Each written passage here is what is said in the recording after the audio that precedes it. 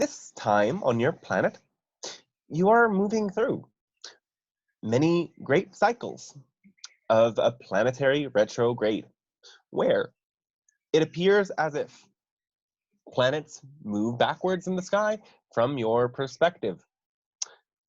And this is, in a sense, a matter of perspective because you are still moving forward. The planets are still in their time and space moving forward. It is only the way that you see things and the way that you perceive things that is taking a bit of a review. You also have many energies coming through your idea of this sign of a Gemini, which relates to your mind, relates to thinking, and words, language. So this is a time that many of you are called to explore new ideas, take part in new studies, and reevaluate big picture and, of course, the details as well. And this is also a time that with this influence, there are many conflicting streams of knowledge and information. We have spoken to this a bit already. Though we want to say that what is truly most important for all of you is to choose for yourself what you believe. Now, the information that you are witnessing in your world is very helpful in a sense that if you choose to find certain sources of knowledge, you can start to see behind the scenes of what is really taking place in some of the organizations of your world. And those who have led your planet and the way that they have done it are about to experience a great transition as a new form of leadership and a new way of seeing reality is being birthed through you. And you individually choose, and you create a ripple current that helps others to choose to live in this new, more aligned, more balanced, more open-minded, and altruistic way. So what you believe is key. And in a sense, you do not need to create new belief systems as much as you need to dismantle the old belief systems. So how do you do this then?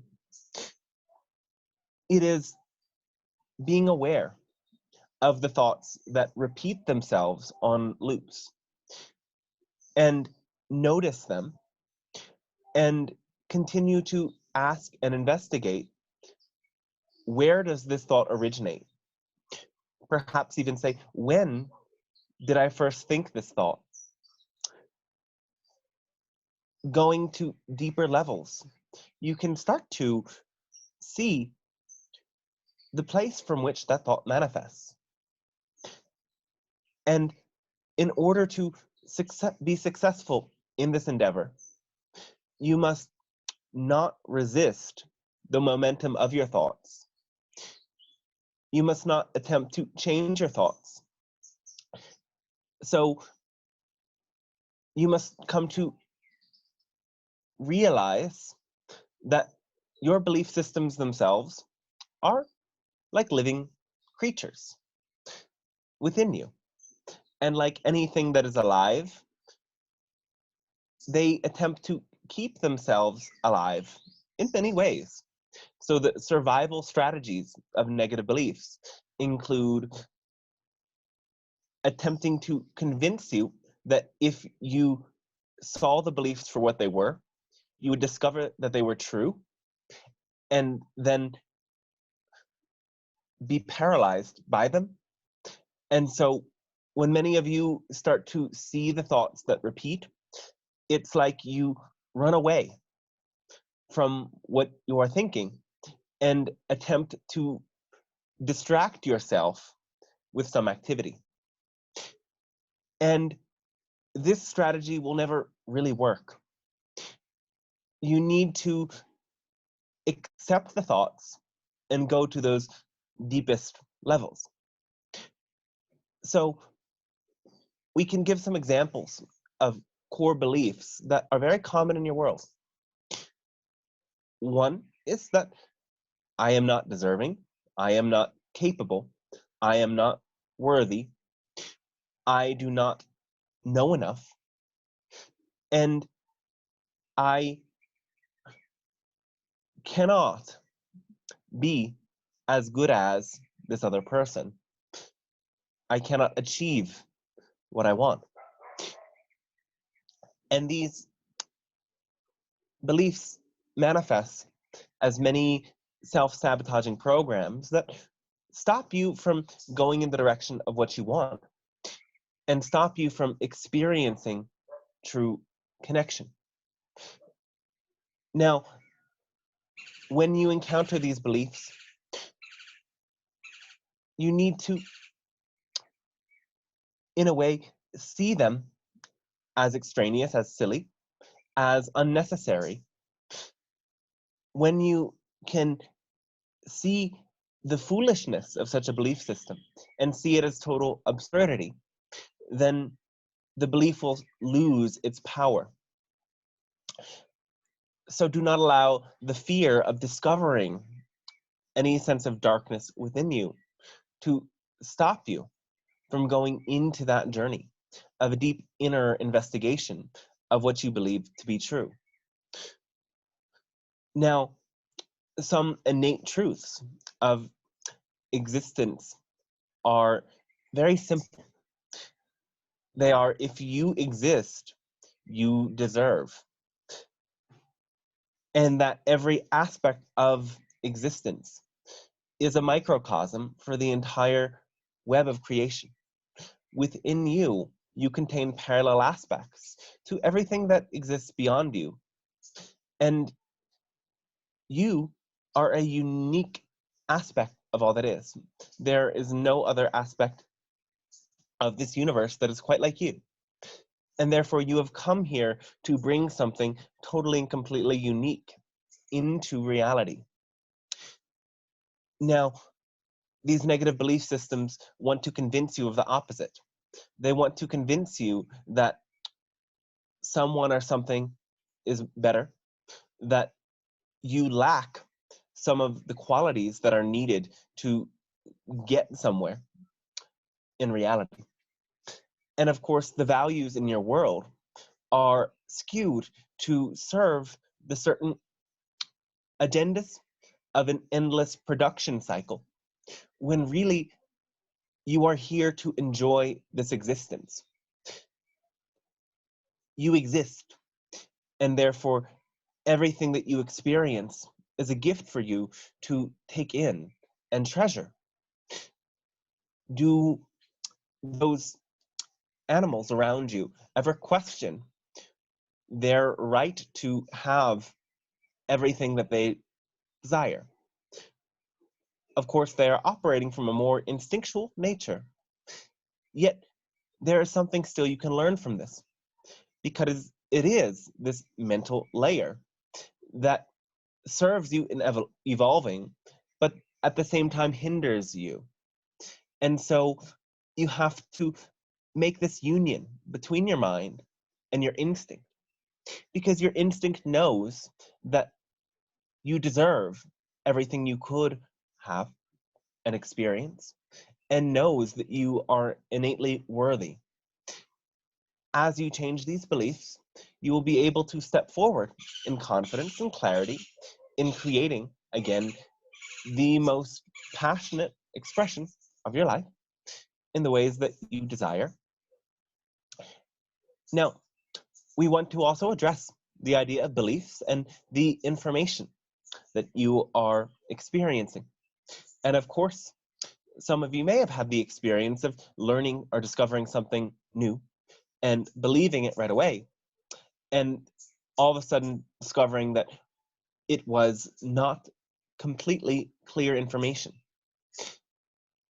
And in order to keep a clear head, you must see that every expression that you are being given about what is happening in your world and where your world is going is one aspect of truth. And none of these ideas are the complete perspective. You can use those perspectives bit by bit and piece them together to see the whole picture. You do not need to believe any of these stories or any of these perspectives to be true, but simply to entertain. What purpose does this serve? Does this information help me feel more confident? Does this information give me a clear sense of what my purpose is? Does this information expand my passion?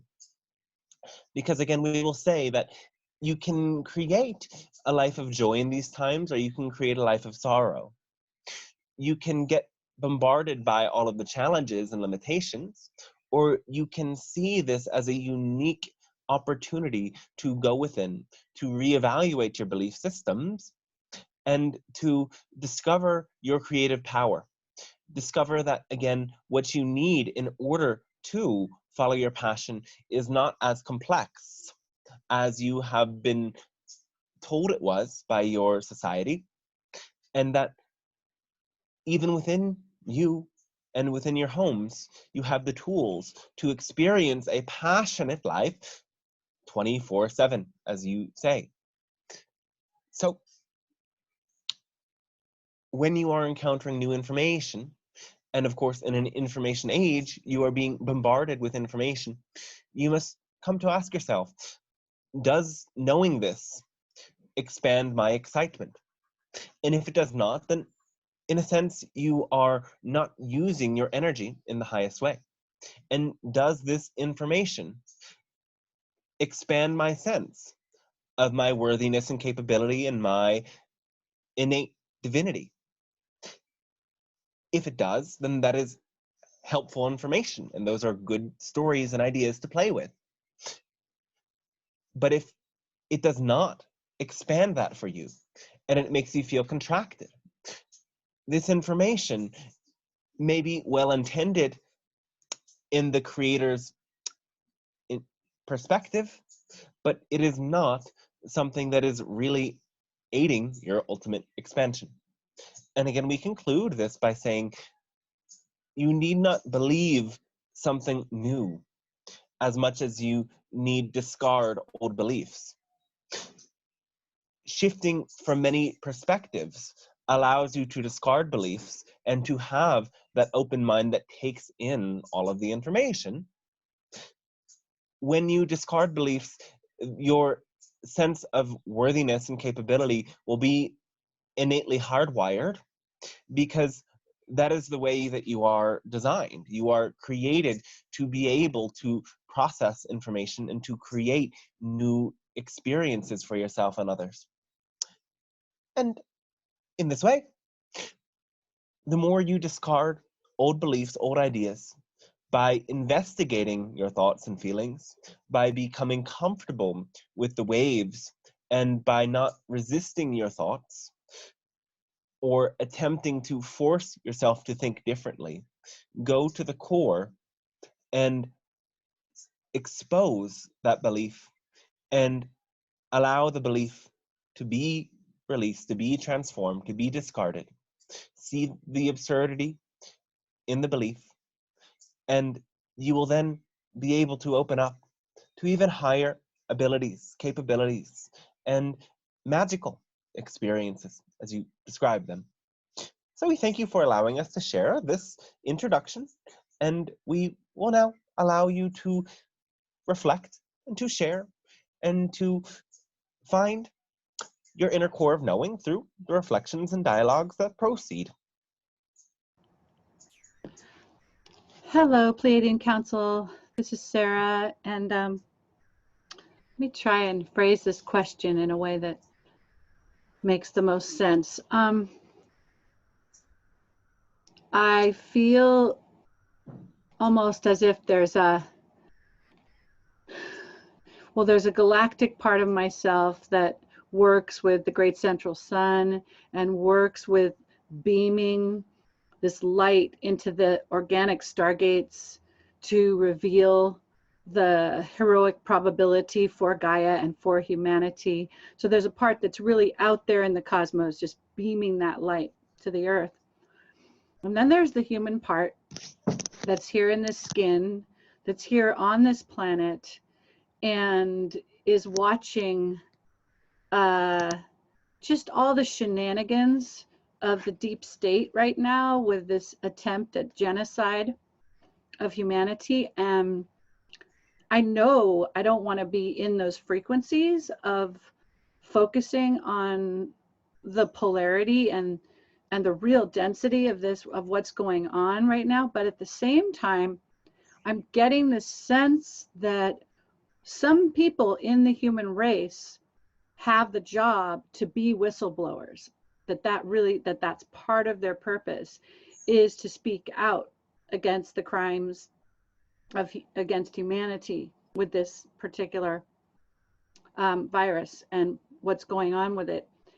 And a lot of my friends are those people, are the whistleblowing people. And I realize that in a way I have to discern that that's not really my job in order to blossom my seed code atom into its highest frequency, which truly assists in bringing freedom and joy and harmony faster to the earth and to humanity. I've got to focus on the joy and the beauty and the gratitude. And even when I take in these facts or these information, nobody has it complete yet. It's just like this huge puzzle. But even when I'm exposed to it, I need to stay in the lightness with it. Like, I just need to see that this is the bigger picture. This is all, I mean, it feels like with 9/11, the deep state, the powers, the Draco, all that, they nearly hung themselves with 9/11. But with this, it feels like this is like their final death knell, because the amount of stuff that is being disclosed is just going to catch them with their pants down. And yes, I'm kind of enjoying it, I have to say. I'm trying to stay light with it. And but so I guess my question, it is important to enjoy it. Yeah. So my question is just, are the timelines showing us that there has to be a mass uprising? I mean, do we have to take to the streets and say, my body is mine? Or, I mean, is it going to get that extreme? Do you see that in the timelines? Or do you see that this light that's coming into the earth, and those of us that are all in humanity awakening, are going to make a more gentle dethronement of the dark side? I mean, how do you see that playing out, I guess, is what my question. Well, first of all, we would like to say that congratulations to you and to many in discovering that you are not playing the role of a whistleblower. Right. There are few who sign up for this. And those who really need to see this information are those that are still in disbelief. Right. If you see the validity in these perspectives, then it is important to congratulate yourself for being open and, in a way, allowing that to help you tune out more to those negative agendas in your world. Now, the revolution this time is a peaceful experience. And again, we must remind everyone of what we have shared, of two, well, much more than two, but again, two general polarities of existing parallel Earths that now occupy the same Earth. So the building of the new Earth has been happening for several of your decades, and now is the time that there is an even greater seed planting ceremony taking place as everyone is understanding to some degree that following their passion and serving their role in creating the new earth is necessary, and they are taking those necessary action steps, whether it is building communities, whether it is awakening their gifts, whether it is healing themselves, whether it is whistle blowing. All of these ideas are being enacted, and they are serving that foundation. And at the same time, this idea of the fear-based or old part of your world is crumbling, though it will, in a way, self-destruct. And those who buy into these ideas and submit themselves over to the control will participate in that self-destruction themselves until they again choose to shift into that creation of the new earth, which will have been established to some degree in some time, and there will be tools for them to rebuild themselves anew in that sense. So merely see that there is this ability for that fear-based reality to bleed into your reality if you choose to allow that. And you may know many who are on that side of things, and simply by holding your head above the water, so to speak, and not letting the fears pull you in, you set an example for them of what they could potentially experience, and you give them that ability, in a sense, to jump the fence to the more love-based new earth, as many of you describe it. Though allow it to occur, allow that pain and suffering to exist, have compassion for it, and do not allow your attempts to serve to be attempts to rescue. Because, again, understand this from a higher perspective. At a soul level, every soul chooses exactly what they need for their growth. And there are much denser potential expressions than that which you are experiencing on Earth. So souls that need to go through that challenge will incarnate in that way. And that is simply their choice, to serve them in their evolutionary process. And you are experiencing much higher ways of evolving that occur through joy and passion and the simplicity of connection with others and with higher realms and with your earth. That is all you need to do. Again. Wonderful. I just have one clarification question. So are you saying that is it what you're saying, that the two Earths are converging into like one primary timeline of ascending Earth? Because I keep hearing that there's just, the Earth is ascending in all her Yes. forms right now. Yes. Okay. Not in all of her forms, no, but in all of the ones that you are directed towards, you have already split off on the tracks, so to speak, in a sense that you would have to go very far out of your way to go to an earth that does not ascend. Yet Right. there are people that are living in a way that is sending their trajectory away from the ascending earth into a negative timeline. And again, as we have said before, your reality will shift to a point that those souls will experience a sort of walk-in. The human will still exist, but there will be some sort of great amnesia that occurs as a new wave of souls enters the bodies of those who are choosing the fear-based reality at some point. And new seedling souls, you could say, that are ready to shift to a love-based reality will come in a wave as walk-ins to help the collective achieve this love-based state at a global level in the times to come.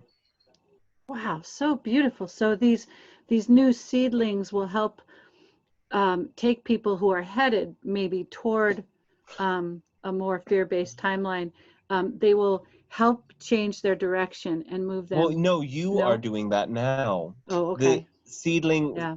that we are describing are souls that are walking in to the human bodies of those who are presently choosing a fear-based reality.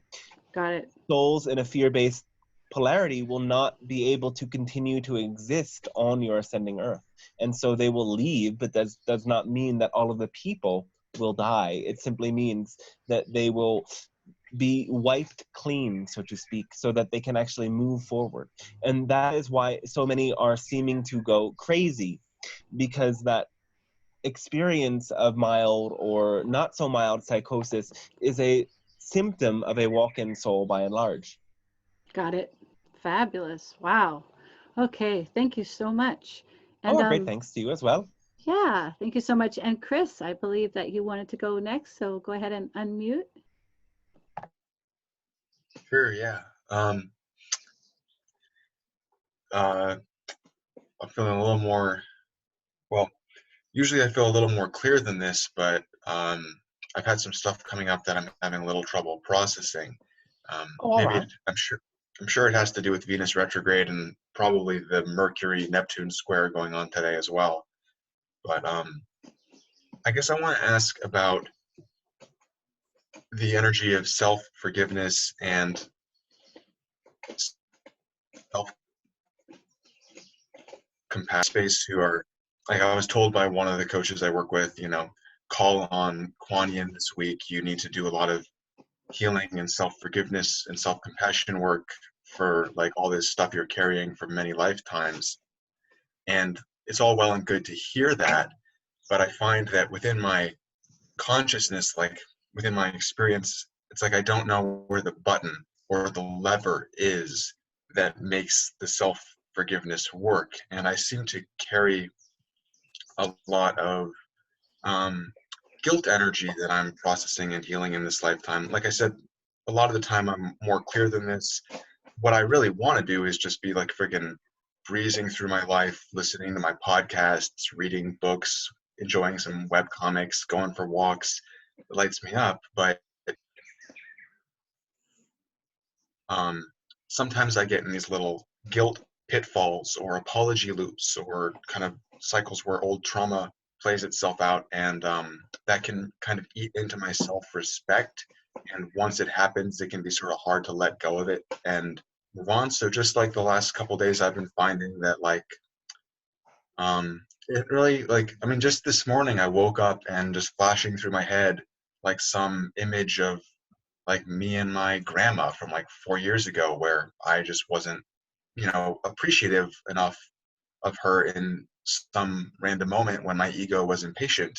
And now for some reason it's stuck in my consciousness today and I'm holding it against myself. Or like with my dad the last couple days, I was a little like clingy or intrusive into his space because I was feeling worried, and now I feel regret and guilt about that. And so on the whole, it really, for me, it often boils down to the feeling that I'm going to lose someone, and then I'm going to regret my ego-driven choices after the fact and wish that I had just been more in a state of love and ease with them. Um, like I said, it's all a little muddled, but I'm working with some stuff like that, and I know that we're all one. They're a reflection for me. There's universes where none of that even happened in the first place. It's all good. It's serving them. But human Chris is feeling some like guilt and fear energy, and I'm trying to help him process it, and I find that I don't fully know how. All right. So I know part of it's just like move on, go for a walk, enjoy my day, and it'll fade away. That's what it well, always does. But right now I'm feeling it. Sorry to interrupt. you are, in a sense, having a value judgment between good and bad behavior. Yes? Yeah. So here's the core of this, that you cannot say, I'm sorry, enough if you still believe that you could have done something wrong.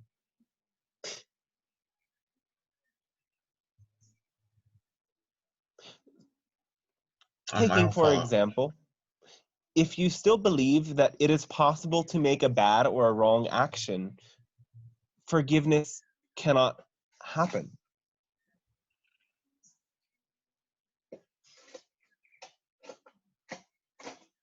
So let us put it this way. And that's why this feeling usually lifts off as soon as I'm seeing things through the eyes of Source.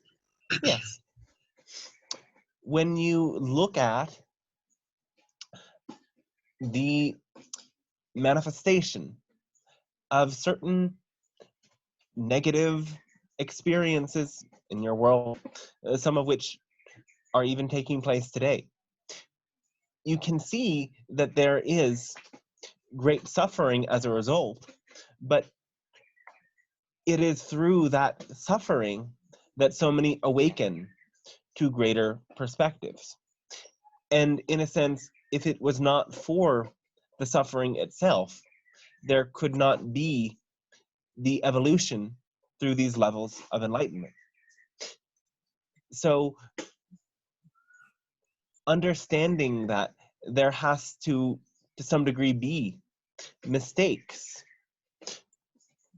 in order for you to see things in a new way, you can let go of any sense of having done anything wrong. And again, whenever you encounter something that did not go in the best way, ask yourself, what have I learned from this experience that I could not have learned any other way?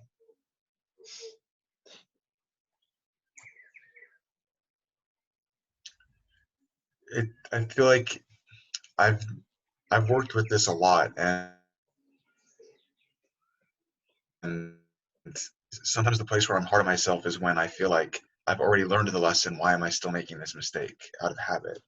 Well, you have not learned all of the lesson if you are still making the mistake. Yeah.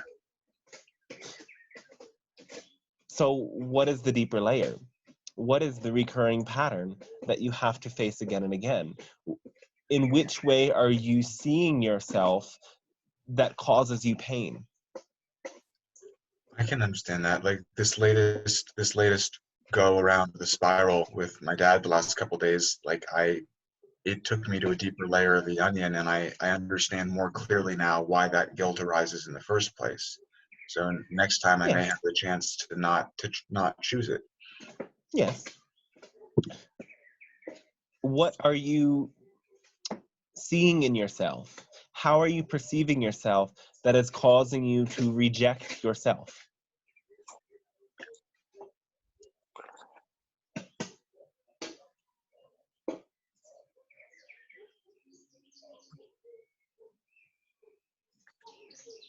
I don't know. That's a tricky question.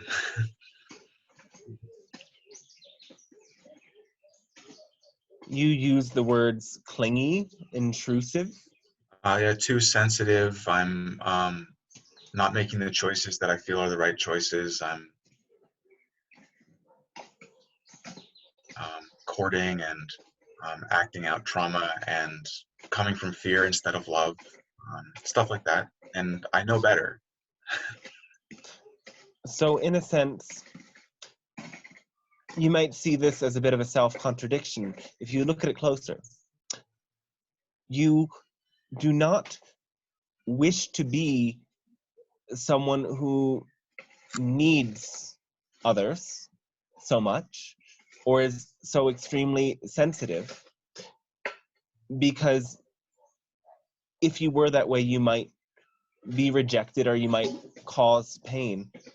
But in resisting your natural need, you reject yourself.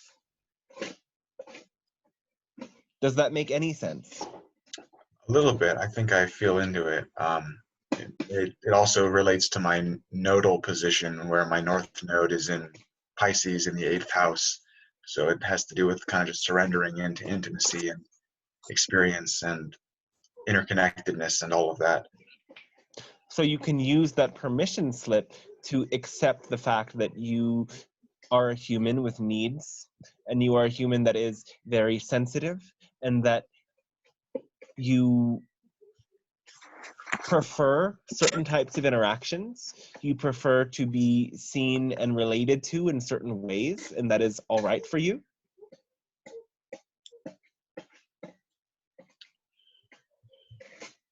Yeah, I mean, just talking it out like this, I mean, I was pretty stuck on this, and I can feel something shifting in my heart space a little bit. Yes. I feel embarrassed for having gotten stuck in this again, because I do, on the whole, feel clearer than this usually, but it does seem to be a thing that I'm just having trouble. Yeah, I guess learning to not judge myself, that this is my slice of the karmic pie, Yes. and loving myself anyway. Yeah. Again, the embarrassment is part of the program itself, because if this were really clear, you would see that all humans are innately designed to be connective beings and to be sensitive beings. When you are in your clearest state, you lose a sense of separate self, and so all of the energies and emotions around you are experienced as a bigger you, and therefore you can feel other people's emotions, and you can feel even what they are not saying. And so it is, in that sense, as you open up, important to be able to give yourself preferences, to give yourself over to being able to verbalize or communicate in some way what you are experiencing that you do and do not prefer, so that you can move further in the direction of experiencing your passion in the way you want to experience it.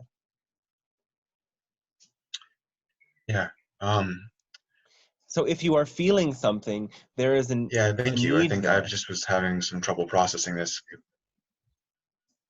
Yes, and we invite you as Yeah. well to, And I've been judging myself for it instead of meeting it.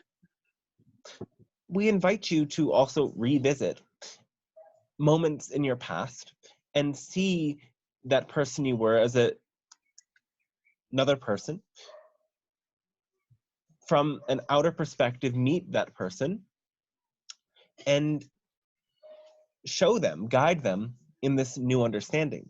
If you want to bring in higher self and guides and future versions of yourself that understand the importance of sensitivity and being able to have needs, go back and show yourself in the past that it was okay to need, it was okay to want certain relations and to have safety within those relations affirmed. As you guide yourself in this way, you may release the guilt. You may also revisit other moments in which you supposedly made mistakes, to forgive those moments, but also to see alternate timelines. See timelines in which you did not make that mistake because you knew something differently. And that can show you more clearly what lesson are you learning from those experiences. And again, do not fear or be ashamed of having to rehash the experience, because much like you say, it is an onion. Every layer is the same or a different vibration, a different resonance of that same core theme. So every time you experience something that seems the same, you are really going through a deeper layer of a pattern. And that layer is a different layer. It is a unique layer and must be worked with in the same way, but of course seen as something new. So we hope that allows you to forgive yourself, to move forward, and to understand that you cannot really do anything wrong.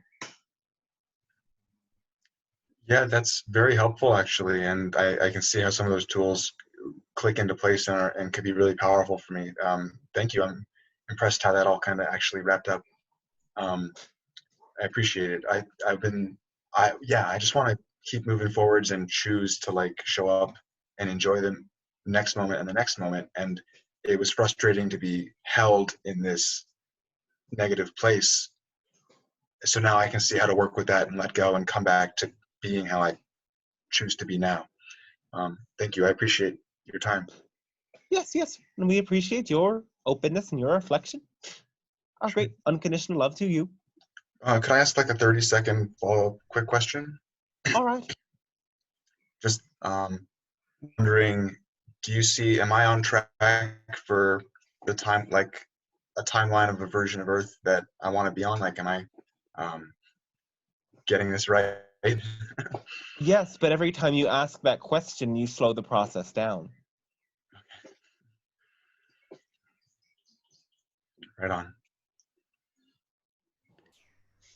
So Great. connect with the part of yourself that knows, and beyond that, connect to the part of yourself that is even beyond the concept. Understanding, of course, enlightenment has always been possible on your planet, even in times that were harder than this. And in that sense, it does not matter what version of Earth you are actually on. It is about having no insistence whatsoever on what occurs or does not occur. As you open up to every potentiality and every potential experience, you align with the highest of the potentials. We hope that helps you. Beautiful. Thank It you does, so yeah. much. Thank you. I appreciate it. Thank you, Chris. And Milos, how do I say that? Would you go ahead and unmute yourself, Milos? Yes, Okay. Miłosz or Milos, as you like. Yes. Okay. Hello. Hello. Okay, so I start my camera. Yeah. Hello, yes. Hello. Um,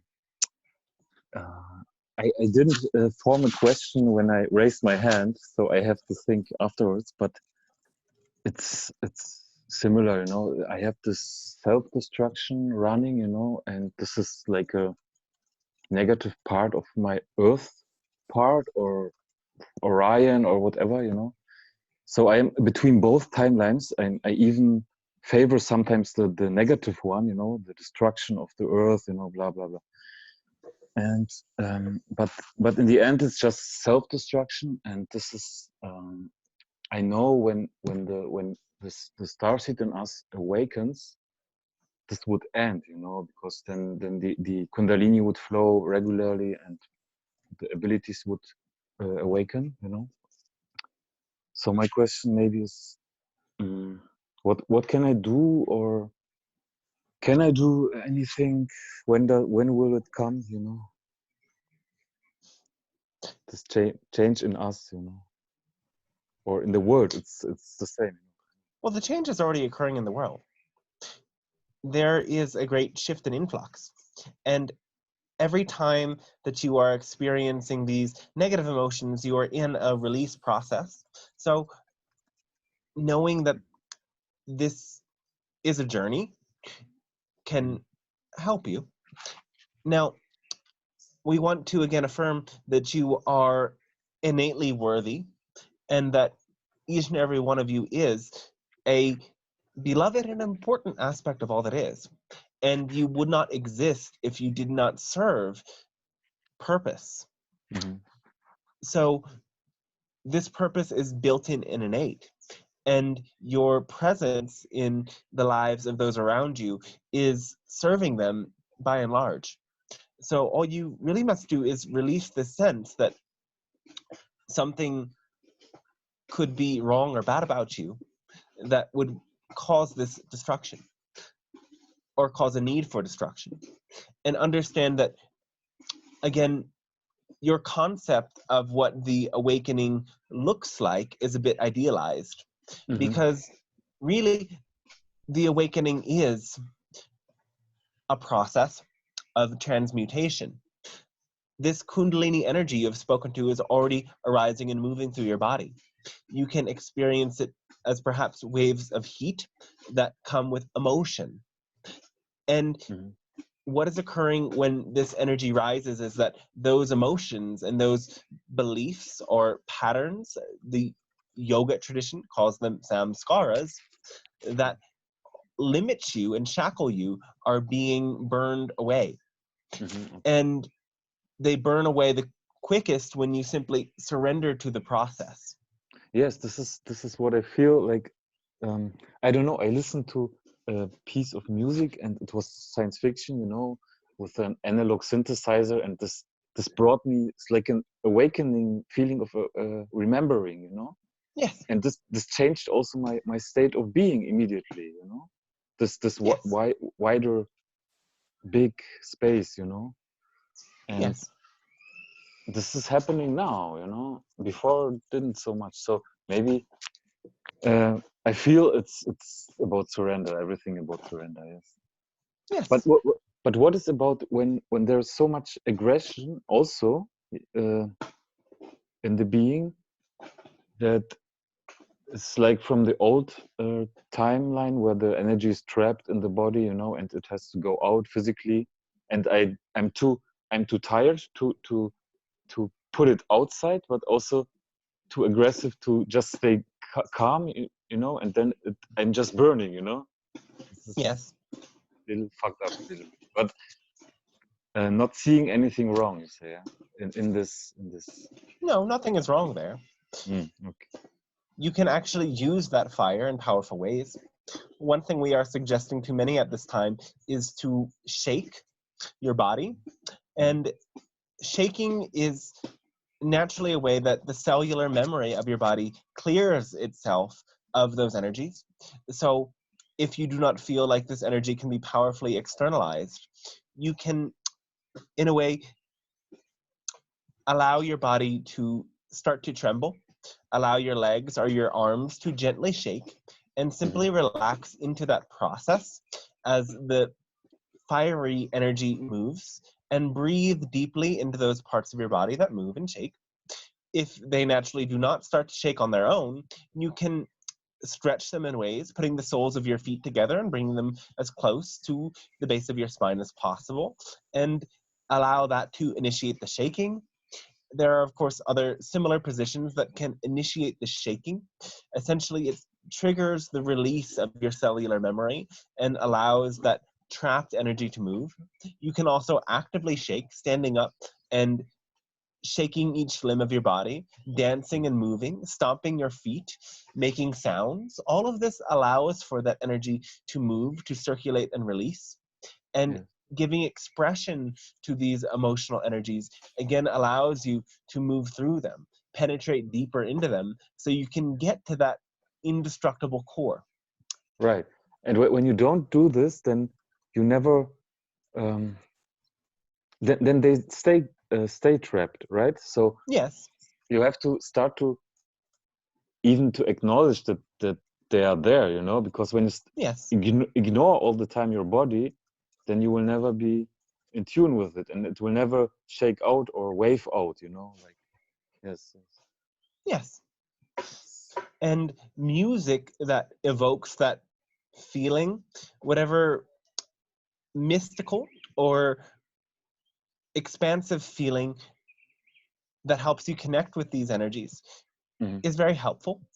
Of course, many different kinds of music you can experiment with. It is a useful permission slip to help you connect to the many different frequencies that exist within you all the time. Yes. So all this thing about past lives, existences in space, and this is all real, right? This is not, we are not just science fiction freaks or something, right?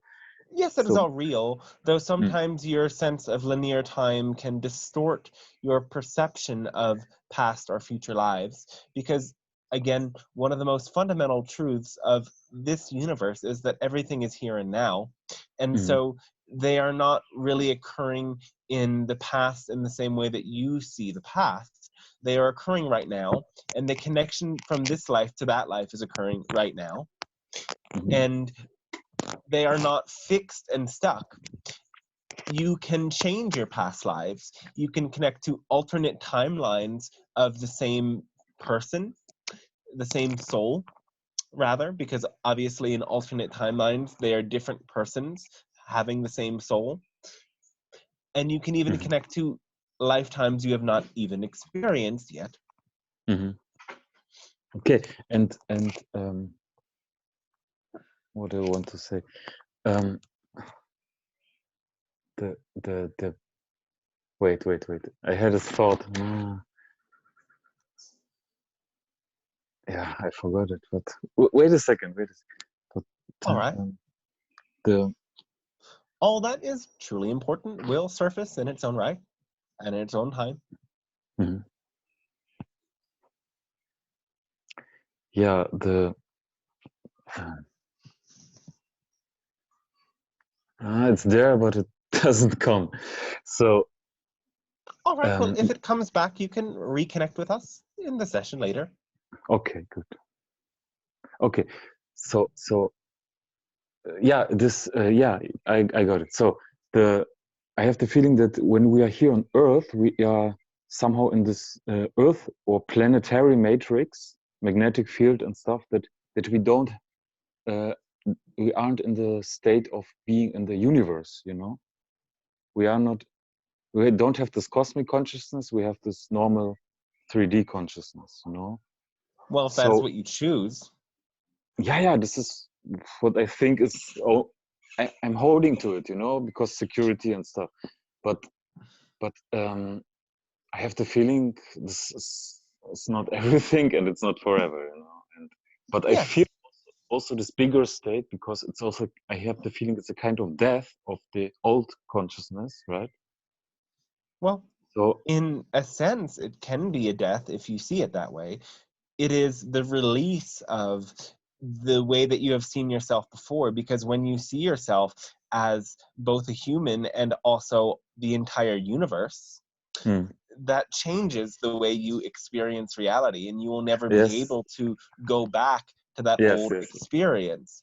So in a sense, the old you is dying, but there is also something new being born that is more exciting. Now, it may seem as if you may be more earthbound than you are cosmic, because that is the choice that most people on your planet are still choosing right now. Yet, when you break from the magnetic pull of the collective and feel an even stronger magnetic pull to the galactic center, the great central sun, as many call it, you can tune into a greater sense that you are an all-encompassing being. And again, as we talked of your past or future lifetimes, you have just as many on other planets than as you do on this earth. I was 14 times here. Someone channeled to me 14 times as much, but compared to, you know, other existences, maybe not. But when somebody tells you that you have this or that past life or this many, they are connecting to that version of you in that moment. And a second later, you are a different person, making different connections through different lifetimes. So it is not so fixed. No, and it's much vaster than we think. Yeah. But you know, this vastness is, I fear it, but there is so big longing for it at the same time, you know. It's natural. Well, what do you fear about it? To get lost in it, to not be myself anymore. But it's not real. No. I will be more myself. I know. You will be a more collective self. You will be a more universal self that is more capable of relating to others, because there will be no more fixed focus on one identity and one way of seeing things. And many old behaviors will fall away. So feel the great love that the universe has for you and your own higher self has for you. That should be enough. That is what excites you. And the fear itself will fall away. And you will be able to experience yourself as so much more than you've ever thought yourself to be. It's like death and rebirth. I have the feeling. Yes. Okay. That's death and rebirth is a constant process in this whole universe. And yesterday I watched someone. Can we? I'm sorry, but we do have a line of questions. So okay, sorry, I'm finished. Yes. No, it was a beautiful Thanks question. And love to all of you. It was beautiful, Milos. They were really beautiful questions and so many blessings. I sent you a little message. I can show you a shaking technique that really works. Yeah. Okay, so thank you. And Celine, is it Celine? Do you have a Yeah. question? Yeah, go ahead. Yes.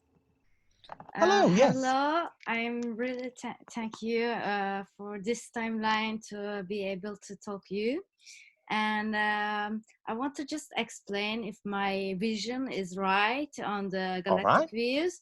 And I am seeing the world like we are all one primordial consciousness. Yes. And this is the time of integration and ascension of the earth. And we are living in this living library, and we can connect with all living and honor the life and send in our experience to the galactic family for them to Yes. learn of us with our all this little shadow and light works. And now I'm feeling really plenty of life, gratitude and compassion. And just I want to know this, if I understand we need to go within doing clearing and cleansing work and seeing our shadow, learning from our perspectives, experience, shifting the reality to a higher frequency and transforming the shadows to light. Yes. And in our experience and relationships, how we can do this inner work about polarity to the natural duality, to the remember the unity, but in the real lifetime, you know, how we can express our truth without fears and without blockage. How can you express your truth within a relationship without fears or blockages? Without fears, without blockages, yeah. Specifically in the realm of relationships. Yeah, or also with everything, you know, when if you feel something without Well,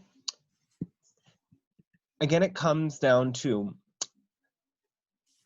the first understanding that your truth is a choice. And when you base your truth and that choice on what feels the most loving, you will be in your highest potential vibration. And for this reason, we always say, listening to your heart is key, allowing your passion to guide you to the activity, the experience, the relationship, or the idea that causes the greatest sensation of opening, warmth, and expansion of your heart will always be the highest evolutionary force. Now, when you choose that and you choose your truth, you must understand this idea of a law of attraction. And in a similar way, we would put it to be a law of resonance. This is more simple, that one vibration will attract the same vibration.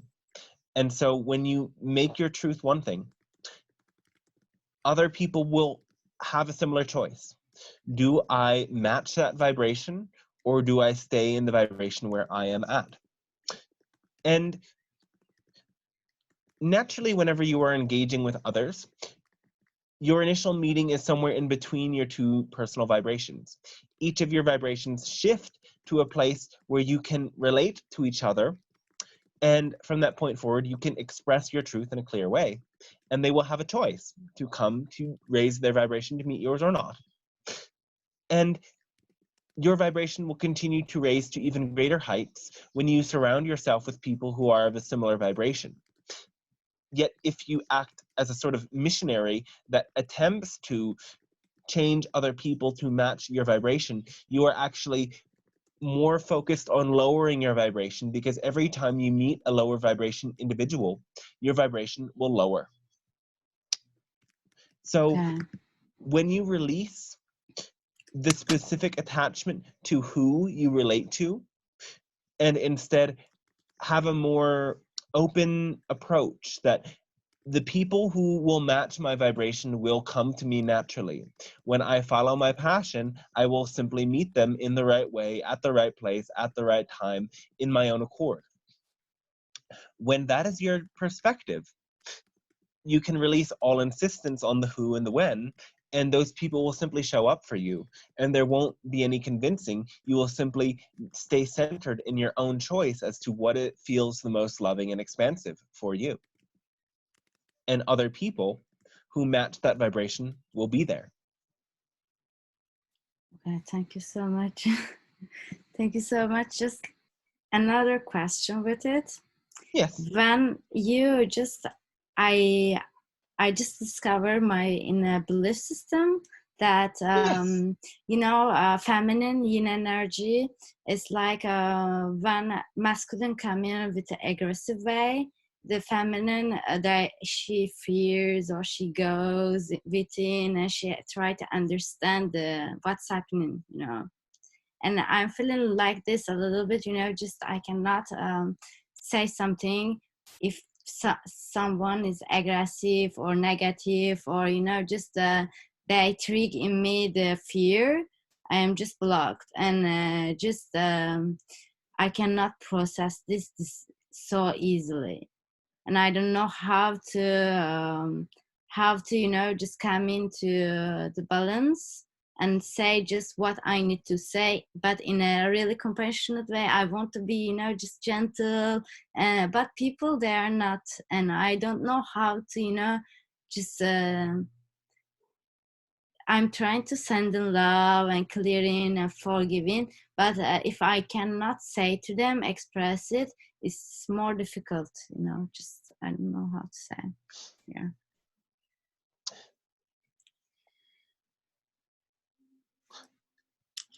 The need to express is not always to the other person. Perhaps sometimes feelings that you feel towards another person, you can simply journal and share with others. Because if you are truly going to trigger an aggressive reaction that may proceed to violence, you put yourself at risk. And so there may not actually be a genuine need to express your truth to some of these individuals. Okay.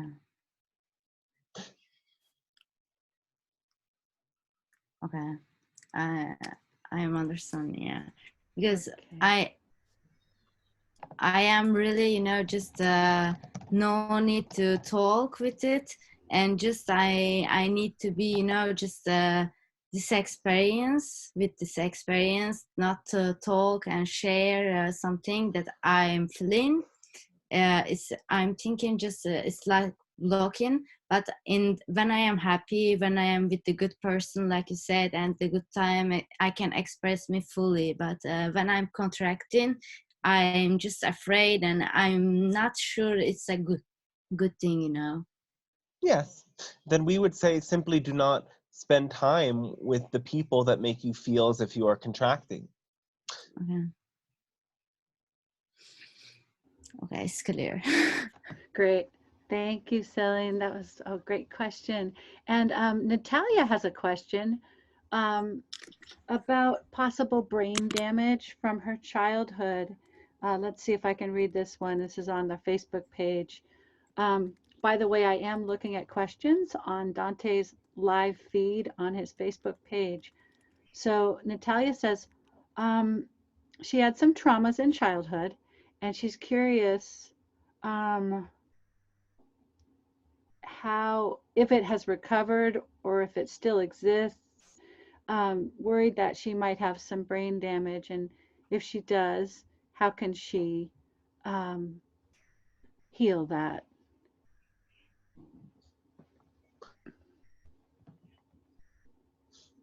Are you there? Yes, Okay. as we read this individual's energy, we would say that the brain function could, of course, be increased. You need not think of it as something that went wrong or damaged your brain as much as simply a choice moment to expand. So your brain function can increase through breath work when you practice different breathing techniques that balance and soothe your nervous system and help you to access these higher states of consciousness. Of course, when you meditate as well, this brain function is increased. There is some typing in the background. If we could stop that, that would be helpful.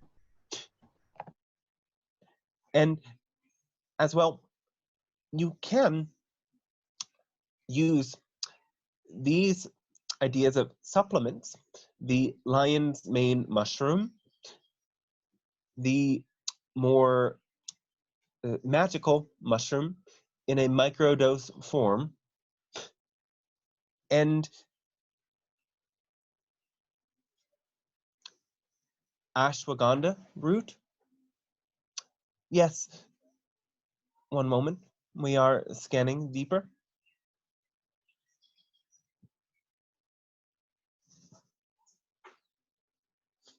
That would suffice to begin. Yes, so these ideas of supplements may help increase your brain capacity, and you may also want to use this yoga position known as the shoulder stand.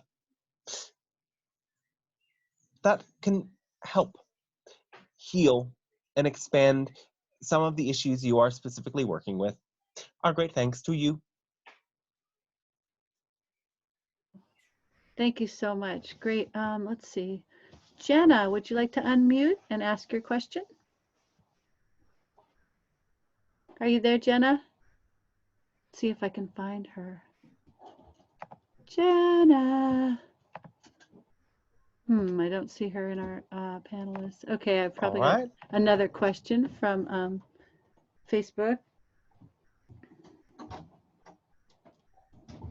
Anna, this question is from Anna, and she is simply asking, am I on the right path of serving my purpose in this life? Whenever you follow your passion, you are on the right path.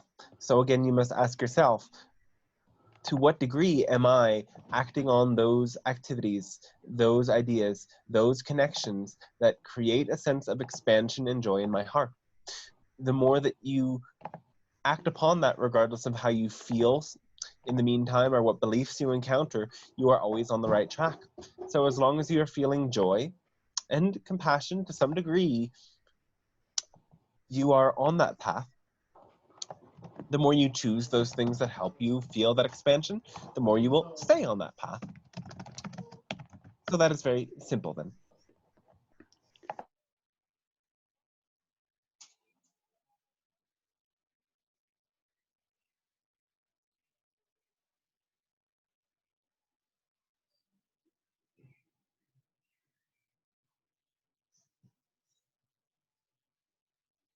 Hello, may I ask a question? Oh, most certainly. I don't know if Sarah's managing this or if she got kicked off, but in the meantime, I'll ask a question. So I'm seeing a lot of families have to homeschool right now, and I see perhaps great opportunities in this, and I'm wondering what my place is in how I can assist in great ways, in ways great and small, with parents. I don't know if schools are going to be reopening or how that's going to be, but I want to assist with parents who either have to homeschool or choose to homeschool, and I want to make it, I want to help children, have serve their highest good. I want to have children's highest good be served. So I'm thinking in a personal way and in a general way, like how I can increase the consciousness around this, how I can assist in making alternatives available, and assist in changing the thought, the paradigm basically around how children are seen and nurtured. Thank you. Well, in general, the idea with children and their learning is such that rather than having a general understanding of everything, children will be much more capable of serving specific roles in the world when they are given the freedom to choose what they learn and what they don't. Understanding again that when anyone is in a state of passion, joy, and expansion, they retain more information, they obtain more information, and they are able to focus on the things that are more personal and unique to them. So you can help parents by encouraging them to understand this information and also to remember and have a sense that it is okay for children to make mistakes and that they are much more capable of making decisions and choices for themselves than they would otherwise be. That as you live in changing times, it is important for children to be able to choose for themselves what serves them and what doesn't. And this will make them more capable as they become older of making clear decisions and serving in unique ways. Is there a line between, I mean, I hear different things like unschooling families, which I don't quite resonate with, but some people believe children must be taught certain things, like something should be required, you know. I'm trying to find the right path here about, you know, I don't want to stuff things down their throat, but I think it's good to introduce children to various things and see what ignites their passion.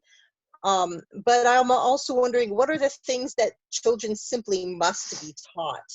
I mean, I'm sure they're, you know, safety things and other things. So I'm curious about the things that they simply must be taught. Well, they simply must be taught those things that pertain to their immediate survival, what to eat and what not to eat, how to keep themselves safe. And these are generally quite easy things to learn. And beyond that, yes, exposing them generally to many different categories of information would be helpful, and they will then be able to choose which streams of information will serve the most. So, for example, some children may not be that interested in math, and for them, they may only learn basic adding and subtracting and multiplying, and from that point forward, do not continue.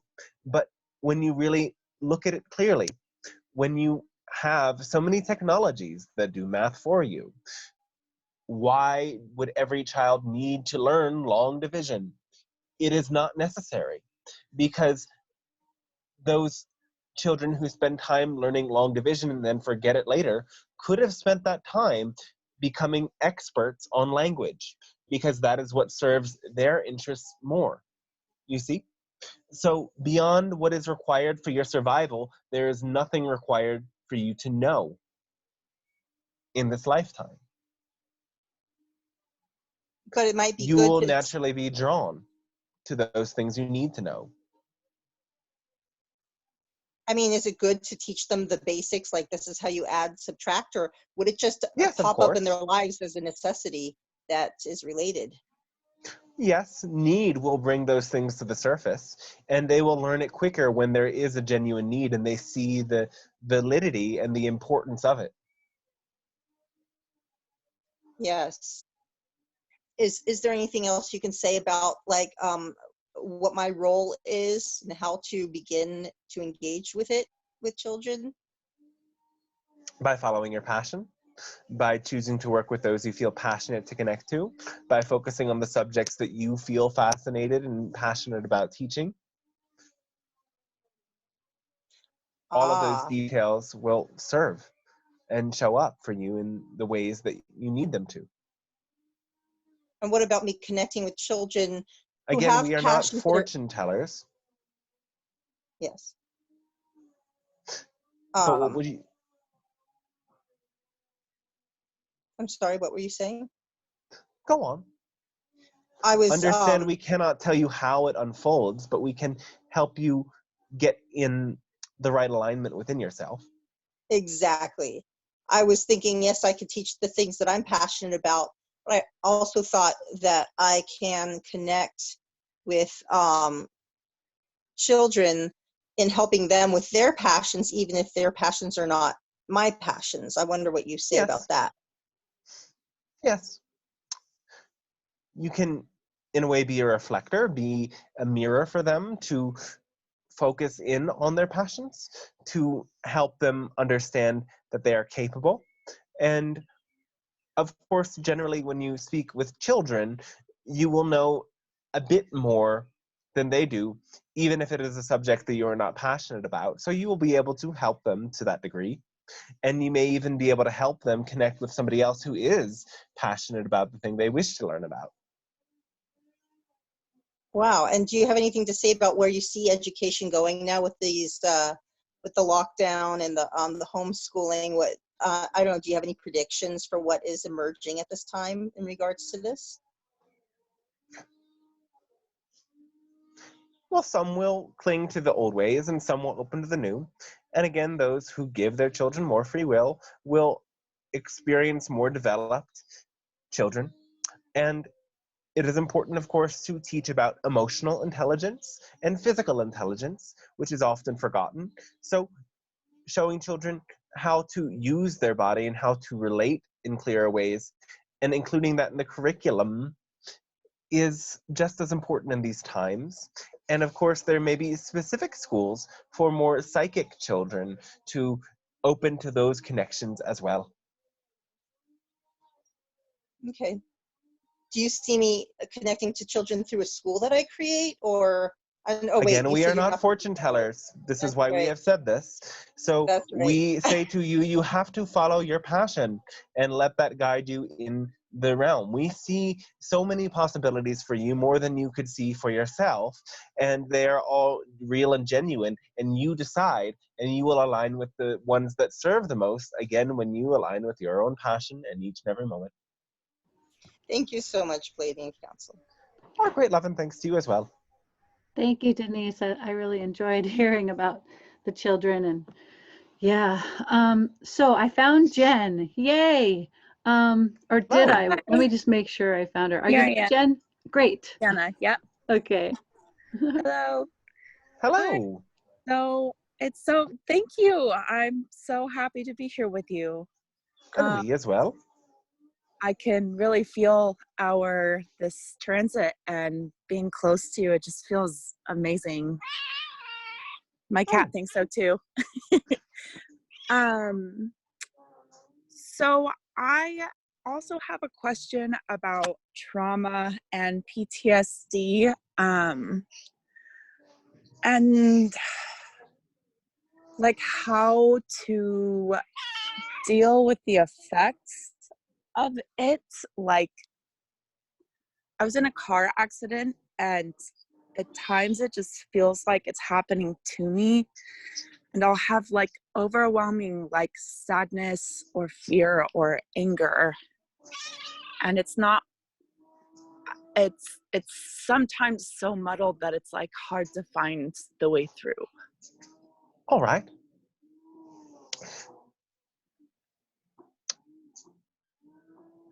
When we would start suggesting, again, the shaking and allowing your body to shake and release any trauma will help it move from your cellular memory. And then working with your energy field is another layer that will help as well.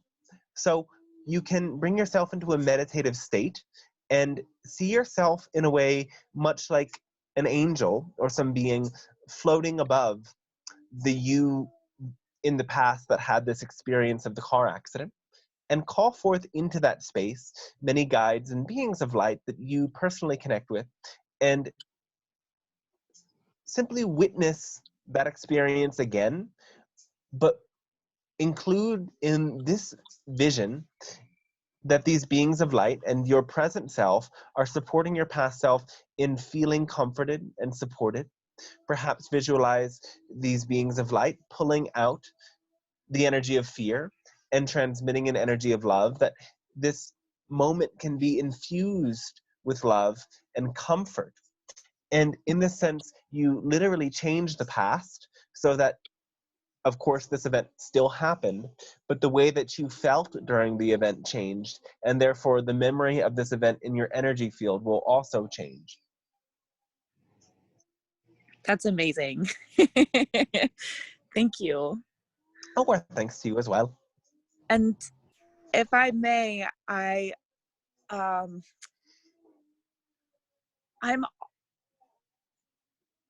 experiencing like maybe a release of anger that's like a lineage healing, like Yes. ancestral. And Yes. I recently had an experience where my ancestors and I communicated and talked about how this is all convening on the behalf of this healing for my ancestry.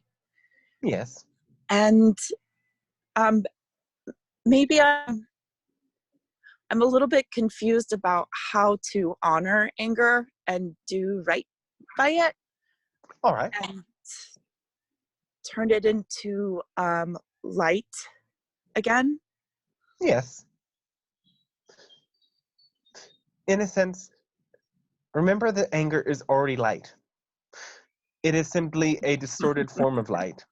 So you need not get rid of it, but you simply must raise its vibration. Your anger is almost always directed to things being a certain way. And therefore, the anger is there to help you in changing the way things are. In that low vibrational state, you won't actually improve things by channeling that energy. You'll simply make it worse. So instead, imagine that energy of anger moving into power and confidence. You can still have a bit of aggression in an approach that is successful and is loving. And this energy can raise in vibration to simply be the energy of power. So as you embrace it, feel where the anger rests in your body and acknowledge it and hold a space of love for it. Imagine that the anger is perhaps light that has darkness or even a static energy field around it. And as you breathe into the light, invite it to get brighter, and notice that as it gets brighter, the static begins to fade. Notice that as it is concentrated in one part of your body, it is limiting. But as you breathe into it and allow it to move through your whole vessel, it becomes power. So allow first that static or that discoloration of the energy to fade away in your mind's eye, and then allow it to spread through your whole body, from the tip of your head to the tips of your fingers and the tips of your toes. And as you feel it as a full body radiance, you transmute it and allow it to be returned to its natural state. And in this way, you can maintain and hold that energy and use it for a higher purpose. Thank you. Is there Perfect, time thanks for to you. We have quite a line of questions. So Absolutely. if we Thank you get through the so much. line, you could come back and ask. Okay. Okay. Sounds good. Thank you. Okay, sure. All right. So let's see. Kim has a question about, he says there seems to have been a big UFO meeting in Brazil. What was that?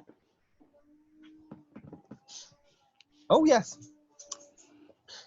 This involved some of the hybrid races, specifically the Yael, and even some of our own light ships. So this part of the world is one that does hold a very high frequency to some degree, but is also very mixed in its polarity.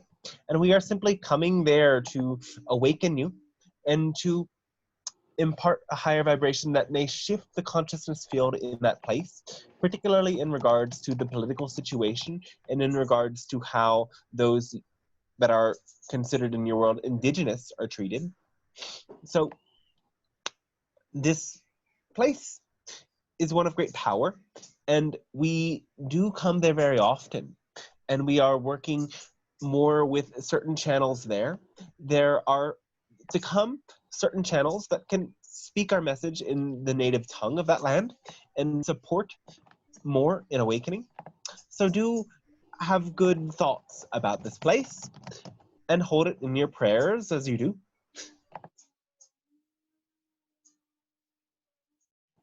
Super. Thank you so much.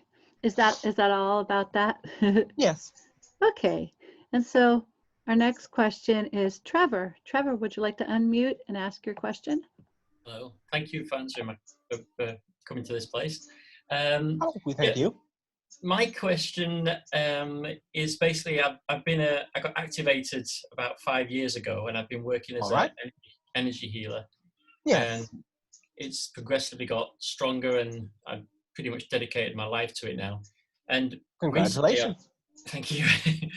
it's not an easy journey for people that for some right. people anyway. It's you have to make some sacrifices, but it's worth it when you can help people. And I suppose the question that's come up for me the last few weeks is that I've just started to develop my ability to channel, and Yes.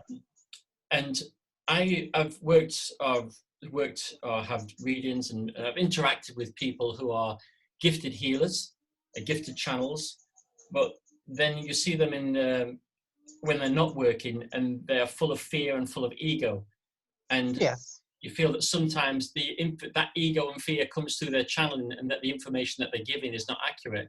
And one All of right. the things that I, as if I'm working as a channel, I want to ensure that I'm coming through with the best possible frequencies as possible. So how can I tell that the energies that I'm working with are the best and the kindest and the most genuine? All right. Well, you are able to hear the response of these entities and other beings, yes? Sense them, yes. All right. So you can pose questions to them, such as, are you of the light? And sense that response, perhaps hear it, and then ask, of course, are you of service to others? And feel that response. And these are very good protocol questions to ask to any beings when you channel, even for experienced channels, because this allows you to get a sense of their orientation. And if beings are of the light and of service to others, there is no harm that they can bring. There may be very many unique frequencies you meet in this sense, though this will, in a way, protect you. And whenever you feel something that triggers fear during a channeling, then you know that either you or the entities you are working with are of that lower nature, and you simply must discard and disconnect. It is natural for all beings who are awakening and continuing to evolve to naturally move through cycles where more of their fear-based beliefs are processed and cleared. So even those who work as channels and teachers may sometimes feel fear. And it is simply important that you do not allow your transmutation phase and your working or serving phase to coincide. And this is occurring naturally when you do not overwork yourself and you make sure that you spend enough time aside to really rest and integrate the experiences you are having and allowing your transmutation to occur naturally in that way. Okay, thank you, yeah. Okay. Oh, our thanks to you. Yes, something more. No, I think that's it. Oh, all right. Okay. Our great love and thanks to you as Thank well. you. Bye. Great. Thank you, Trevor. And Miguel, I think you're next. Yeah, would you like to unmute yourself? Are you there, Miguel? There you are. Yes. Okay, so I know there's background music, so I'll make this quick. So my question is, which pertains to me, so I apologize if it's not useful for anyone else. This is a great puzzle for me. So I'm wondering, how did I, with only two lifetimes in this earth, was able to participate in many great events in history, such as Atlantis and Egypt, and so on. That's a puzzle for me. I don't know how I did that. Well, you have many more than these lifetimes. These are simply the only lifetimes you are allowing yourself to witness.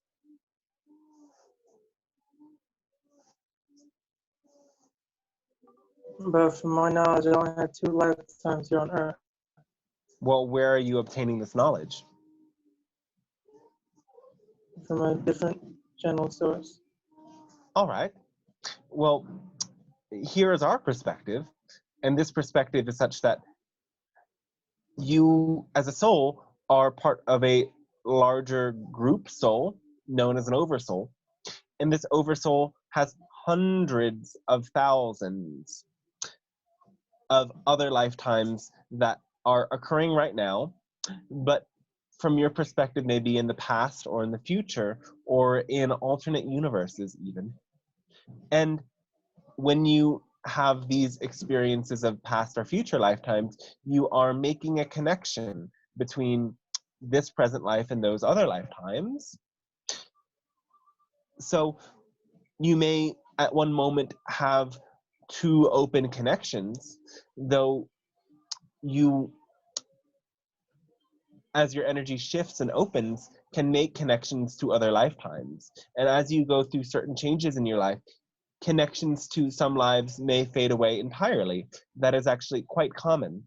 So whoever you spoke to may have a more static view of things that is distorted through a certain belief system, is what we would say.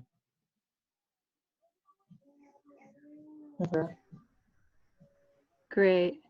Thank you so much. Oh, are you complete, Miguel? Yeah. Okay, great. So we have a question. This is from Bella on Facebook. And so, hi, I have had many eagle synchronicities the last few days, including a sighting where an eagle circled over my head in a relatively urban area. I feel I've gotten part of the message, but was wondering if you could share your perspective on the significance of this animal and symbol appearing for me now. Thank you. All right. Generally, this animal, first of all, will have a personal meaning for everyone. So many of you know that totem animals are common, that you as a soul make connections to a certain animal spirit. And every time you make one of these connections, there's unique and personal meaning that only you can decipher. Yet, of course, there is a more collective meaning as well. And the eagle tends to represent to you seeing from a high perspective and seeing clearly. The eagle represents having an elevated vision. Instead of seeing things from the earth, when you see things from the sky, it appears differently. And certain things that matter very much more when you are viewing from the lower perspective do not carry the same significance when you see it from a higher perspective. So in a sense, the eagle reminds you to focus on the bigger picture and focus on what really matters rather than getting lost in certain details. The eagle also shows you how to hone in on your prey. And of course, in this life, your prey is not an animal in the sense that an eagle hunts one, but your prey is a goal and something that may seem elusive. So when you see from higher perspectives, you gain the ability to hone in on what matters the most for you. And you gain that ability to go and meet your goals. So the eagle is really asking you to have clear vision, see from the higher perspective, and stay focused on the outcomes and experiences you are desiring now. Wonderful. Thank you so much. Thanks for that question, Bella. And now we have a question from Eve. Here we let me find it here. All right. Okay. Here it is. Hello, dear Dante and Sarah and Pleiadian Council. I would like to ask you for self-activation. Is it possible to work / activate myself for receiving an energy self-healing? I do understand learning is important and the grounding beliefs are sealing those, or the grounding belief, I believe, is sealing those. I don't know what she's, I'm a strong believer in meditation. I can feel more. Is it anything else that I can perform on myself, please? Oh, yes, most certainly. When you are in meditation, invite in your higher self and invite in your guides, and we can come to work on you. And you can pay attention to where you feel sensations or any memories that arise, and simply allow yourself to dive into the current. Of course, you can learn many practices like Reiki and energy healing, energy medicine, and therapy with these higher forces on your own simply by looking it up on the internet and videos and so on and so forth. So all of these things are very easy to learn, and you are quite capable of developing on your own and in your own right. And of course, the more you follow your passion and stay in alignment with those ideas, activities, connections, and experiences that open and align your heart, creating a great sensation of expansion that moves from your heart through your whole being, the more you will be in a receptive state for these transmissions and these healings to take place. Great, thank you so much. Our next question is from Lorraine. Lorraine, do you want to go ahead and unmute yourself? Yes, thank you. You're welcome. My question, what you mentioned about opening the heart, what activities can I do to open, or exercises to open my heart more? Well, the main one would be, again, following your passion, doing those things that feel the most exciting for you. And of course, opening your heart more can also mean connecting with people that awaken a feeling of love with you. And when you meet them, it means, of course, being able to listen clearly from your heart. When you hear them, do you feel with them all that they are feeling? And open your heart to receive the love they are transmitting? Do you expose all of your clear truths to them? All of those things that you may at other points want to hide? The more you become transparent, the more your heart opens so that all of yourself can shine through clearly. Thank you. There is one more question. Joy, like, how do I stay in joy? Like, it's easier for me to stay in joy when I'm by myself, but when I'm with other people and energy, I lose myself and I don't know how to stay with the joy. Is it because you may be hiding something from them, or that you are fearing some reaction from them? I don't know. I feel like sometimes that it's overwhelming to be with other people and their energies. Yes. Go back to when you were young. How did other people relate to you? Did they impose their will upon you? Yes. Did they? All right. So are you now as an adult understanding that this cannot happen if you do not allow it to happen? Yes. But I guess there's a part of me subconsciously that allows it. Yes. And what is the payoff for allowing it? Is it being accepted? Yes, and peace. All right. But do you see that in doing this, you are actually sabotaging your inner peace in order for a semblance of outer peace? Yes. All right. So this is, first of all, a shift in your values, for your inner state of being to be more important than the outer expression of what you deem as acceptable and valuable. So understand that in order for inner peace to happen, we are not saying this is the case for you, but in general, when somebody has sabotaged themselves very much, they must go through a process of accepting outer conflict in order to gain inner peace. So this means that certain people who you give yourself over to and you give yourself up to fall away because you make a change inside that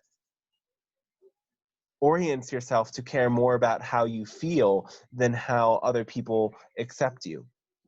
And this is a process that occurs with time, and it really involves speaking up truly about your feelings, understanding that this is a bit by bit process, that again, as you change your vibration, you attract people of a different vibration, and you start to repel people who do not want to raise to meet you in your vibration. So again, the idea of joy is you must do what brings you the most joy. Mm-hmm. And if you are aligning with people and doing things with them or focusing on ideas with them that do not bring you joy, then you cannot really expand from that. So It can mean when you meet with people that you say, I do not want to really talk about that. Can we talk about something else? Can we watch something else? Can we go somewhere else? Can we do something else? And seeing from that moment, do they follow you in your choice or do they not? Giving yourself that choice again and again will allow you with time to break that pattern and again to choose what feels best for you before what anyone else wants for you or wants to do with you. Thank you. That really felt good. There was one piece with children. How do, because that would be different, like with my children, because I feel Yes. like I get caught up with them and I lose, like I disassociate a lot. All right. What moments do you disassociate? What is occurring with them?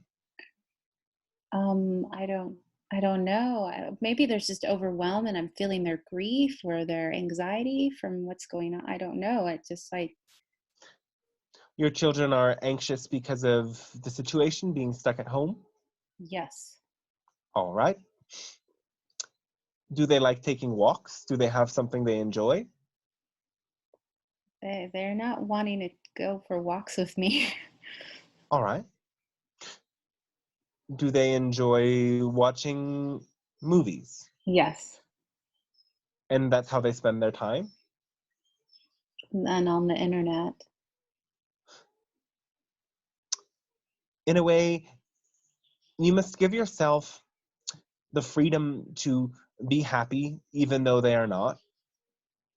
You must understand what you are responsible for as a parent and what you are not. So you are responsible for helping them meet their needs.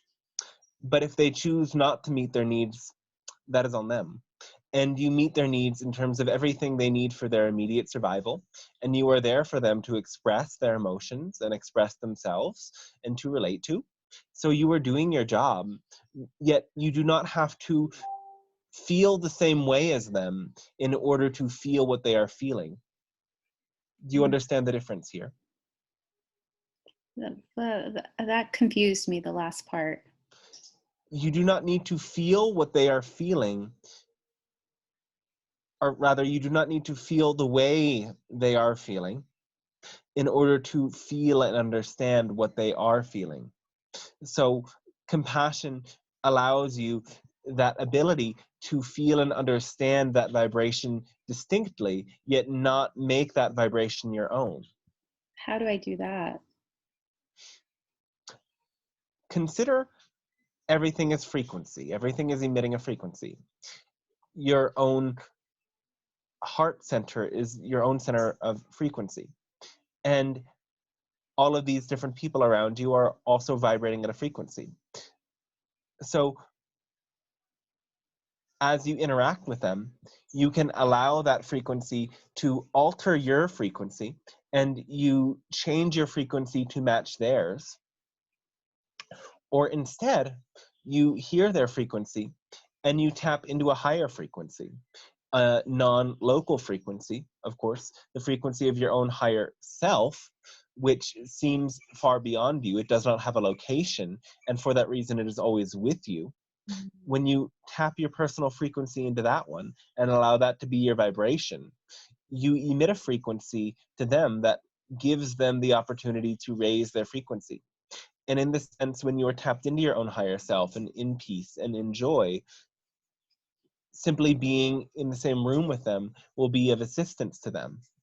But instead, you may attempt to help them by matching their frequency and feeling anxious with them because, of course, misery loves company.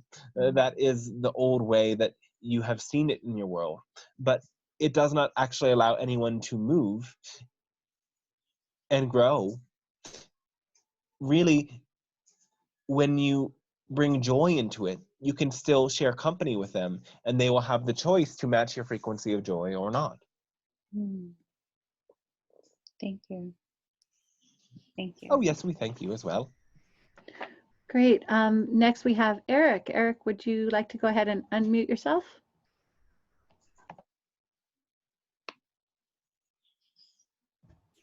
Are you there, Eric? I have his question written down, so I can just ask it. So Eric's question is about meditation and connecting with his guides. He's wondering, he says, I meditate every night and ask to connect with my guides, but I still haven't been able to speak with other beings and hear them. Is there something blocking this connect? And what can I do? Your guides are reaching out to you in a sense. They're always there with you, though the blockage in this case may be your perception that guides must manifest in a certain way. You may have an expectation that they show up with big bells and whistles and enter the room and present themselves, here I am your guides. But really it is much more subtle than this. Initially, connection can occur through a slight sensation in the heart or in the head or somewhere else in the body, perhaps. It can occur as perceiving a color in your mind's eye. It can come as a change in your inner voice, slight whispers. It can occur as a knowing that there is a presence there with you. And however this occurs for you, pay attention to whatever that change is and allow it to arise and move through you and with you. And of course, the more you release expectation about how these guides may show up, the more you can appreciate the ways that they are already showing up. If it is a sensation, deepen into that sensation. Bring your focus into where you are feeling a pressure or a lightness or a tingling in your body and allow it to move through you. If you're hearing whispers in your mind's eye that don't seem like they are entirely yours, focus in on them. Even if they sound as if they are occurring in your own inner voice, that is quite common, it can still be a translation of energy and messages from your guides.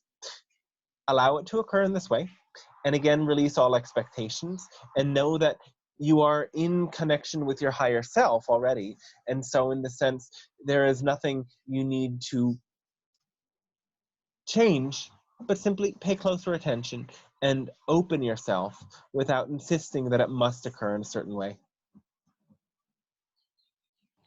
Thank you. Wonderful. Josh, you want to go ahead and unmute yourself? Hi. Is this working? Yes. It's working. Hi. Thank you. Thank you, Sarah. Thank you, everyone. Thank you, Dante. Thank you, Pleiadian Council. It's been amazing. The question is basically about one's perception of self-love. Are there multiple practices on expanding one's perception for self-love? And this kind of piggybacks off what's been asked about traumas. Basically having an early repetition of, let's say, a behavior or a habit we don't necessarily want to keep, or certain thoughts we don't want to keep, about self-love, which then reflects back to loving others. So I was wondering, do you guys have a specific practice, something that would help a lot? Yes. Well, we can see this or describe it as the active and the passive side of self-love. And the active side we describe very often as, again, out of everything you could do, focus upon or think which of those brings you to feel that greatest expansion in your heart, as a sensation, as a feeling, as a sense that you are moving in the direction of joy. And when you give yourself freely to act upon that, even if it does not seem to you as the most practical thing to do, you give yourself completely over to that joy. That is the act of self-love, or active self-love. And the more you do this, the more it will become, in a way, a ingrained pattern for you to choose what is most loving for you uniquely.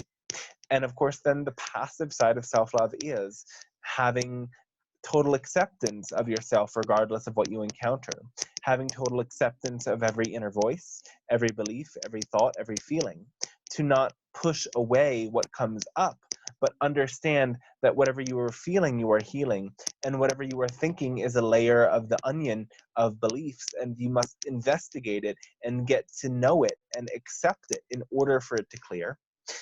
And this other sort of passive self-love does involve being okay with every version of yourself you have ever been by tuning back to your past, seeing moments in which you may have resistance to yourself, things you have done, and meet those versions of yourself and bestow to them your love. See what about them you are resisting and accept those qualities, understanding that every human has the potential to manifest every quality that is manifest in humanity at large. And so every thread of darkness that you see out there is something you must accept to some degree within yourself, even if you are only accepting the potential of it or something you have done in the past. Wow, thank you. This this literally opens up this the passive aspect of it. And for the active, would it be, as said, following this truest, highest joy and excitement, this feeling of that goosebump that kind of comes up, Yes. depending on the activity? That. Okay, wow, thank you. Always thank you greatly. follow that. And make sure that you follow that as much as you can. If you don't have anything in particular that calls to you, you can enjoy relaxing. That can also be something exciting, something that creates that expansive feeling or those goosebumps. Whatever it is for you, simply allow yourself to be open to it and follow it.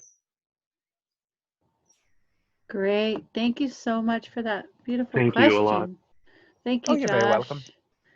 All right. Okay. Well, we're at our over 2 hours now, and it's been an amazing call. Thank you so much We have enjoyed it very much as well. everyone. I think there's one thing on Facebook that Jennifer wanted you to comment about. She says there was a U.S. Fighter plane, I guess, that attacked a UFO over Arizona. She wanted a comment on that. Well, if it was really an extraterrestrial UFO, because again, UFO is unidentified flying objects, not all of them are actually extraterrestrial. If it were truly us, it could not have done harm because we, again, have the ability to shift between parallel realities. So you would simply shift into a parallel reality instantaneously where we were out of harm's way, is all we will say. Okay. All right.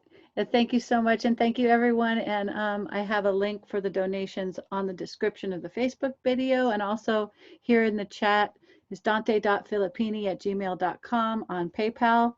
And on Venmo, it's the @ Dante55. We really appreciate your donations. And yeah, thanks so much for creating And this yes, collective space with us today. we thank you all for participating and allowing this co-creation to occur, and for applying this information in the ways that it serves you to live your highest joy, and know that as you are in that vibration, it ripples out. And you do not need to be concerned with who the ripple affects. It does affect everyone.